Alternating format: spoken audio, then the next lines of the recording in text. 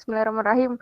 Assalamualaikum warahmatullahi wabarakatuh. Kami dari kelompok 3 dengan anggota Aulia Dewi Puspitasari, Laras Wahyu Lestari, Amarindah Putri, Karisma Intan Dwi Maharani, dan Nini Ayu Nopistasari akan mempresentasikan tentang modul pembelajaran tentang ITIL. ITIL atau Information Technology Infrastructure Library adalah kerangka kerja umum yang menggambarkan best practice untuk IT Service Management. ITIL menyediakan panduan bagi penyedia layanan atau service provider dalam mendukung penyediaan kualitas layanan TI dan proses, fungsi, serta kapabilitas lainnya yang diperlukan. Ada 5 proses service life cycle dalam ITIL, yaitu pertama, service strategi, 2, service design, 3, service transition, 4, service operation, 5, continual service improvement. Di sini saya akan menjelaskan tentang service strategi. Pengertian servis strategi adalah tahapan di mana penyedia layanan TI merumuskan arah strategi layanan TI dan menentukan layanan-layanan TI apa saja yang akan disediakan. Servis strategi menjadi dasar pertimbangan utama bagi proses-proses yang ada pada tahapan berikutnya.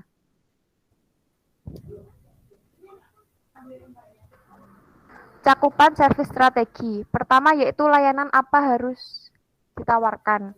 Kepada siapa layanan harus ditawarkan? 3. Bagaimana memasarkan sebuah layanan TI. 4. Faktor kompetisi dalam penyediaan layanan. Apa yang membedakan layanan kita dari layanan yang lain. 5. Bagaimana penciptaan nilai dipersepsikan stakeholder. 6. Bagaimana customer memilih sebuah servis dari sekian banyak servis yang tersedia di pasaran. 7. Bagaimana penciptaan nilai terjadi. 8. Bagaimana bisnis case dibuat sebagai dasar investasi service management. 9. Bagaimana sumber daya dialokasikan dalam layanan TI. 10. Bagaimana kinerja dari layanan akan diukur. 4P dari strategi. Pertama yaitu perspektif, kedua position, ketiga plan, keempat pattern. Pasar dan kompetensi dalam servis strategi. Setiap layanan pasti berkompetisi dengan layanan lain atau substitusinya. Dengan penyedia layanan dan customer-nya berada dalam lingkungan pasar yang saling berebut menawarkan layanan terbaik dengan biaya terbaik. Penyedia layanan harus sadar mengenai faktor kompetisi ini. Karena biarpun menyediakan untuk internal perusahaan saja, bisa saja digantikan dengan pihak ketiga dari luar kalau ternyata tidak efisien. Service value didefinisikan berdasarkan customers outcome. Ada 2 komponen. Pertama yaitu service utility. Apa yang customer dapatkan dari sisi kegunaan bisnisnya. Kedua, service warranty, yaitu bagaimana layanan dijamin dapat diterima oleh customer dengan baik, dilihat dari availability, capacity, continuity, dan security. Selanjutnya, service management as a strategic asset. Penggunaan ITIL untuk mentransformasikan kemampuan service management sebagai aset strategis. Caranya dengan menggunakan service management sebagai dasar kompetensi inti, sehingga menghasilkan keunggulan jangka panjang dan kinerja yang khas sesuai dengan kebutuhan strategi. Jadi, service management disesuaikan dengan core competence perusahaan. Model-model penyediaan layanan. Pertama yaitu managed service, di mana unit bisnis membutuhkan layanan sepenuhnya mendanai penyediaan layanan itu untuk diri sendiri. 2. Shared service, yaitu penyediaan banyak layanan ke satu atau lebih unit bisnis melalui shared infrastruktur dan sumber daya. Terakhir, utility, yaitu layanan disediakan berdasarkan bagaimana banyak yang dibutuhkan oleh setiap pelanggan, seberapa sering dan pada jam berapa pelanggan membutuhkannya. Selanjutnya yaitu organization design and development. Untuk mencapai bentuk dan struktur layanan yang berkelanjutan organisasi, penyedia yang memungkinkan strategi layanan sebagai berikut. Pertama, ada Organization Development Stage, 2. Sourcing Strategy, 3. Service Analytics, 4. Service Interface, dan yang terakhir Risk Management. Manajemen keuangan. Manajemen keuangan meliputi fungsi dan proses bertanggung jawab untuk mengelola anggaran penyediaan layanan TI, akuntansi, dan persyaratan pengisian. Akuntansi berorientasi layanan, yaitu dengan menggunakan manajemen keuangan untuk memahami jasa dalam hal konsumsi dan penyediaan, dan mencapai terjemahan antara sistem dan layanan keuangan perusahaan pengelolaan. Return on Investment. Return on Investment atau ROI merupakan metode yang digunakan untuk memperhitungkan nilai atau value atau manfaat suatu investasi IT yang akan diperoleh di masa yang akan datang dan memproyeksikan besaran nilai tersebut pada saat ini ketika investasi dilakukan. Selanjutnya, Service Portfolio Management. Cakupan dari Service Portfolio Management yaitu pertama, define. Berisikan inventaris layanan, memastikan kalau bisnis dan validasi portofolio data. Kedua yaitu analyze. Merupakan proses memaksimalkan nilai portofolio, mensejajarkan dan memprioritaskan dan keseimbangan pasokan dan tuntutan. Ketiga, approve, yaitu menyelesaikan portofolio yang diusulkan, layanan otorisasi, dan sumber daya.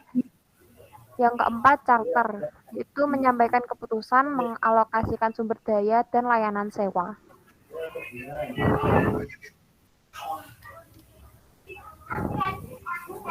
Demand management. Tujuan sebuah demand management adalah untuk memahami dan memengaruhi permintaan pelanggan akan layanan dan penyediaan kapasitas untuk memenuhi tuntutan tersebut. Yang terakhir yaitu jabatan dan fungsi penting dalam service strategi. Pertama yaitu Business Relationship Management Manager, kedua Product Manager, ketiga Sourcing Chief Officer. Selanjutnya akan dijelaskan oleh teman saya. Silahkan. Selanjutnya saya akan menjelaskan mengenai service design. Pertama, pengertian. Service design merupakan tahap kedua dalam service life cycle. Service design memiliki tujuan untuk membantu dalam merancang suatu layanan menjadi efektif dan efisien. Manfaat dari service design. Adapun beberapa manfaat dari service design adalah pertama, biaya layanan dapat lebih rendah yang mengarah ke penurunan total biaya kepemilikan. Lalu yang kedua, layanan yang konsisten akan memberikan tingkat kualitas dan kesesuaian dengan yang dibutuhkan untuk bisnis dan kebutuhan pelanggan. Ketiga, pengenalan layanan dan perubahan baru yang lebih efisien. Dan keempat, kemampuan pengukuran yang lebih baik untuk mendukung pengambilan keputusan dan keberlanjutan perbaikan. Lalu tujuan pertama, menunjang siklus layanan IT. Yang kedua, pengidentifikasian dan pengelolaan risiko. Yang ketiga, desain keamanan dan kerentanan infrastruktur IT, layanan lingkungan, arsitektur, kerangka kerja, dan dokumen untuk menunjang kualitas dari solusi IT. Yang keempat, membangun keahlian dan juga kemampuan dalam bidang IT. Kelima, berkontribusi terhadap seluruh peningkatan kualitas layanan IT. Terdapat 6 proses dalam service design. Yang pertama, service catalog management atau SCM. Proses ini perlu memastikan ketersediaan sumber informasi yang konsisten untuk layanan yang telah disetujui dan memastikan katalog layanan tersedia untuk umum. Yang kedua, service level management atau SLM. Pada proses ini perlu memastikan bahwa semua layanan operasional dan performa layanan terukur secara konsisten dengan cara profesional di seluruh organisasi TI. Yang ketiga, capacity management. Proses ini menyesuaikan kapasitas TI untuk pemenuhan permintaan bisnis yang telah disetujui. Dan yang keempat, availability management. Proses ini memastikan target ketersediaan dalam seluruh area terukur dan dapat dicapai.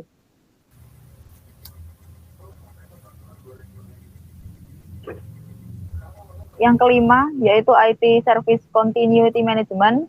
Pada proses ini terjadi pemeliharaan kemampuan pemulihan berjalan secara tepat dalam layanan TI untuk menyesuaikan kebutuhan yang telah disetujui, persyaratan dan jadwal dari bisnis. Dan yang terakhir, yaitu Supplier Management. Pada proses ini memastikan penyedia dan layanan yang diberikan dapat dikelola untuk mendukung target layanan TI dan ekspektasi bisnis. Untuk selanjutnya akan dijelaskan oleh teman saya Laras Wahyu. Selanjutnya yaitu saya akan menjelaskan mengenai service transition. Untuk pengertiannya sendiri, service transition merupakan sebuah tahapan yang berada di antara service design dan service operation. Service transition memegang peran penting di dalam manajemen layanan teknologi informasi, karena di dalamnya akan berisi proses-proses untuk merealisasikan rancangan yang telah dikemas di dalam service design package. Untuk tujuannya sendiri yaitu untuk merencanakan dan juga mengelola perubahan layanan secara efektif dan efisien. Yang kedua, mengelola resiko terkait rancangan TI yang baru, termodifikasi, ataupun yang akan dihentikan. Yang ketiga, diharapkan penyedia layanan akan sukses di dalam melepas ataupun mengimplementasikan layanan TI ke lingkungan yang sebenarnya. Yang keempat, penyedia layanan dapat mengelola harapan terhadap kinerja dan penggunaan layanan baru ataupun yang termodifikasi, dan juga dapat memastikan perubahan layanan yang ada di dalam service strategi dan service design dapat menghasilkan sebuah value dari bisnis sesuai rancangan dan sesuai yang diharapkan. Dan yang terakhir, menyediakan pengetahuan dan informasi yang mungkin dianggap berkualitas sehingga berkaitan dengan pengelolaan layanan dan aset layanan yang dimiliki penyedia layanan. Untuk cakupannya sendiri yaitu pembangunan dan pengembangan transisi layanan baru atau yang termodifikasi ke lingkungan kerja yang sebenarnya, pembuatan atau pembangunan sistem layanan TI, uji coba layanan TI, serta evaluasi dan implementasi ke lingkungan kerja yang sebenarnya. Dalam prosesnya, service transition dibagi menjadi 4. Yang pertama, service asset dan configuration management. Yang kedua, change management. Yang ketiga, release and deployment management. Dan yang keempat, knowledge management.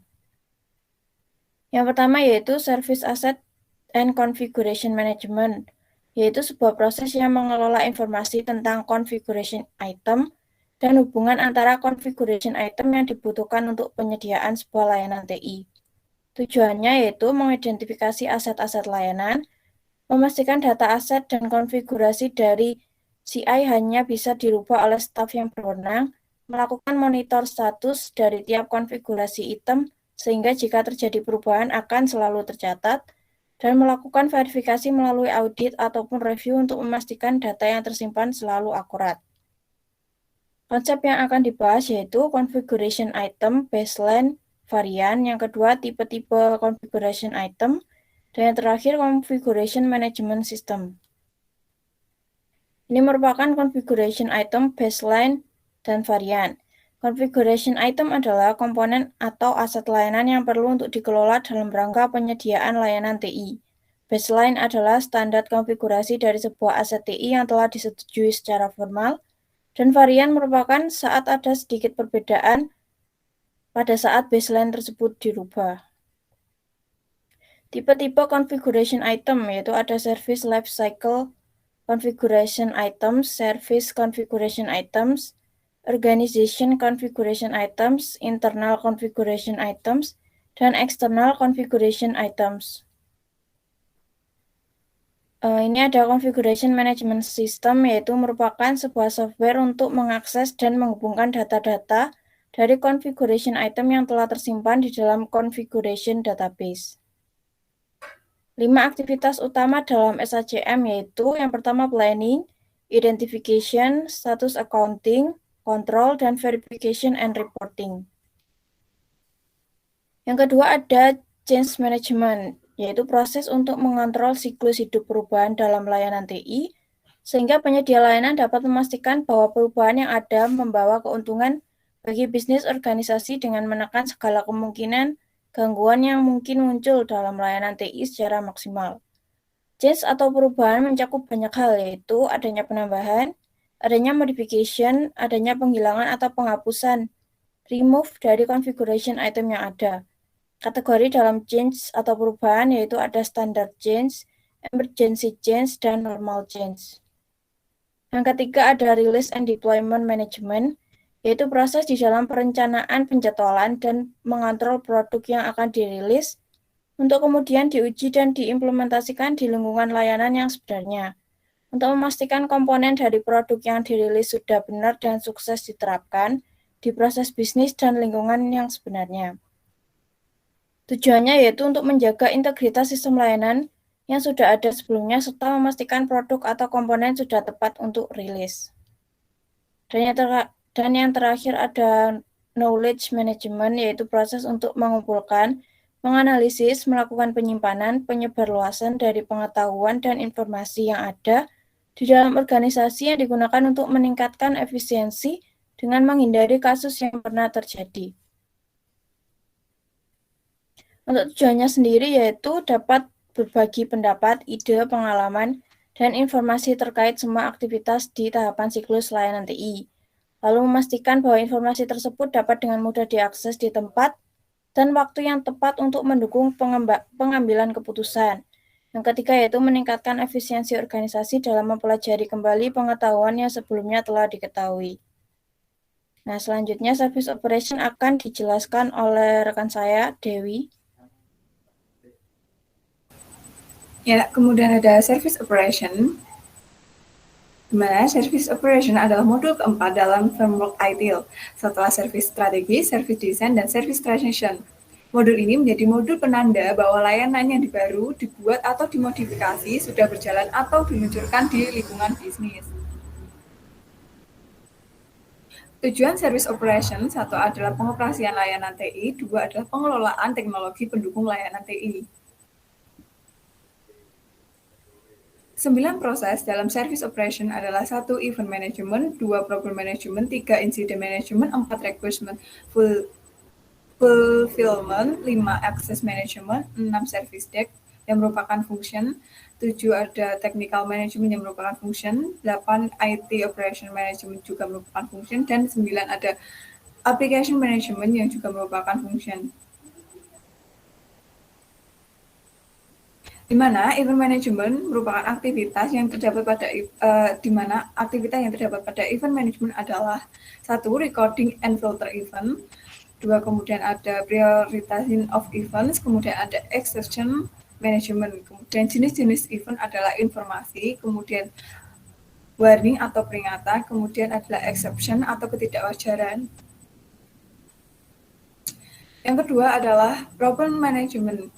Problem management memiliki tipe yaitu adalah reactive problem management, merupakan tindakan yang muncul akibat dari satu atau beberapa kejadian yang kemudian diselesaikan dengan cara mencari akar permasalahan. Kemudian ada proactive problem management yang merupakan tindakan mencari akar sebuah masalah dan menyelesaikan tanpa menggunakan insiden terjadi.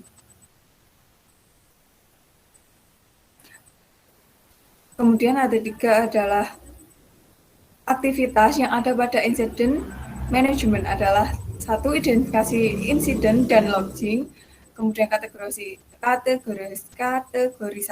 insiden, kemudian prioritasi insiden, kemudian diagnosis awal, investigasi dan diagnosis, kemudian penutupan insiden, di mana penutupan ini dilakukan oleh service desk maupun staf teknisi yang terkait untuk memastikan apakah insiden telah teratasi atau belum. Kemudian ada request fulfillment, di mana aktivitas yang terdapat adalah receive, request, and login, serta validation. Kemudian ada request categorization dan request prioritization. Kemudian ada request authorization, kemudian ada request review, request model execution, dan request closure. Yang kelima ada akses manajemen, di mana aktivitasnya adalah permintaan akses, kemudian verifikasi, menyediakan hak akses, memonitori status identitas, kemudian mencabut dan membatasi hak akses, serta pencatatan dan penelusuran aktivitas akses.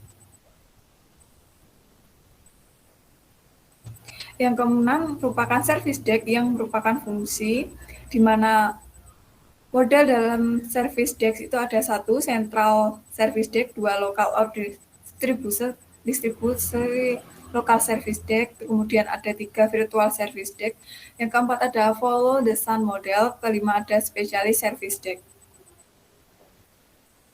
Kemudian yang ketujuh ada technical management yang merupakan fungsi juga, merupakan beberapa aktivitas yang dilakukan yaitu adalah memulai program pelatihan, kemudian merancang dan melaksanakan pelatihan bagi pengguna, kemudian service desk dan kelompok lain meneliti serta mengembangkan resolusi yang dapat membantu untuk memperluas portofolio layanan serta rilis yang seringkali dilaksanakan dengan bantuan staf technical management. Yang kedelapan ada IT Operation Management atau yang merupakan fungsi juga yang bertujuan untuk memaintain atau merawat keadaan saat ini untuk menstabilkan aktivitas dan proses. Kemudian ada penelitian dan pengembangan untuk mencapai servis yang lebih baik saat maintenance. Kemudian ada menganalisa kesalahan operasional dan menyelesaikannya. Yang kesembilan ada Application Management yang juga merupakan fungsi di mana tujuan dari application management adalah mendukung proses bisnis organisasi dengan menentukan fungsi dan kebutuhan aplikasi, kemudian membantu dalam desain dan implementasi dari aplikasi, mendukung dan mengembangkannya. Kemudian aktivitas yang ada adalah mengidentifikasi pengetahuan, menginisiasi program latihan, kemudian mengidentifikasi standar, serta membuat program baru dan mendefinisikan aplikasi, kemudian mengetes, mendesain, serta mengeksekusi fungsionalitas, performa, dan dapat dikontrolnya. Kemudian mendefinisikan event standard management dan mendefinisikan serta mengatur dan memaintain atribut. Kemudian service improvement yang akan dilanjutkan oleh teman saya, Nini. Service improvement. Semua aspek lingkungan hidup berubah terus-menerus dan penyediaan layanan harus terus-menerus menemukan peningkatan. Peningkatan pelayanan terus-menerus bertanggung jawab untuk memastikan tujuan perbaikan layanan tujuan berkelanjutan atau CSI bertujuan untuk memberikan nilai bisnis dengan memastikan bahwa implementasi manajemen layanan terus memberikan manfaat bisnis yang diinginkan.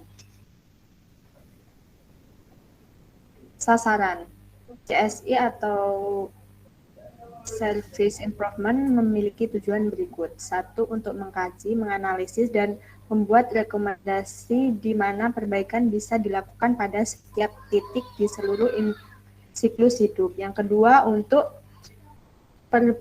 meninjau dan menganalisis layanan pencapaian target. Ketika mengidentifikasi dan melaksanakan setiap untuk meningkatkan kualitas pelayanan dan efisiensi dan efektivitas proses manajemen layanan. Yang keempat, meningkatkan efektivitas biaya, memberikan pelayanan jasa IT tanpa mempengaruhi kepuasan pelanggan. Yang kelima, untuk menerapkan metode manajemen kualitas untuk mendukung kegiatan perbaikan terus-menerus. Lingkup CSI dapat diterapkan di semua tahap siklus hidup layanan dan alamat 3 bidang utama. Yang satu ada kesehatan keseluruh manajemen layanan sebagai disiplin. Kedua, terus-menerus alignment dari portofolio layanan dengan bisnis saat ini dan masa depan kebutuhan. Yang ketiga, kematangan kemungkinan proses. Nilai bisnis. CSI mengakui bahwa nilai menyediakan bisnis dapat menyadari dan diukur dalam cara yang berbeda. Yang satu, perbaikan, yaitu hasil yang lebih baik bila dibandingkan dengan keadaan sebelumnya. Yang kedua, manfaat, keuntungan dicapai melalui perbaikan dilaksanakan. Yang ketiga, laba atas investasi atau ROI, yaitu perbedaan antara menyadari keuntungan dan biaya untuk mencapainya. Yang keempat, nilai investasi atau FOI, yaitu nilai tambahan yang dibuat oleh perbaikan termasuk non-moneter, manfaat, dan hasil. Prinsip utama, layanan yang terus-menerus perbaikan pendekatan, yaitu bagaimana kita menjaga momentum, apa visi yang kita targetkan, yaitu visi bisnis, misi, tujuan, dan sasaran, di mana kita sekarang atau penilaian awal, kita ingin menjadi apa nanti atau target utama, bagaimana kita bisa meraihnya atau layanan dan ukuran proses perbaikan, apakah kita akan sampai di sana atau pengukuran metrik. Memberikan perbaikan. IITIL merekomendasikan bahwa dasar CSI disimpan untuk login, peluang peningkatan, dan mengkategorikan mereka ke kecil, menengah, dan besar. Waktu yang diharapkan untuk melaksanakan setiap kesempatan dengan manfaat diantisipasi dan diukur juga dapat ditujukan. Bersama-sama, informasi ini memungkinkan prioritasasi peluang peningkatan. CSI registrasi diadakan sebagai bagian dari sistem manajemen pengetahuan layanan. CSI pendaftaran adalah tanggung jawab dan akuntabilitas manajer CSI. Kunci sukses perbaikan adalah pengukuran.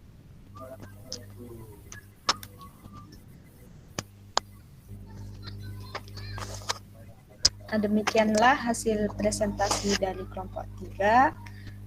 Bila ada kurang lebihnya, kami mohon maaf. Akhirnya, wassalamualaikum warahmatullahi wabarakatuh.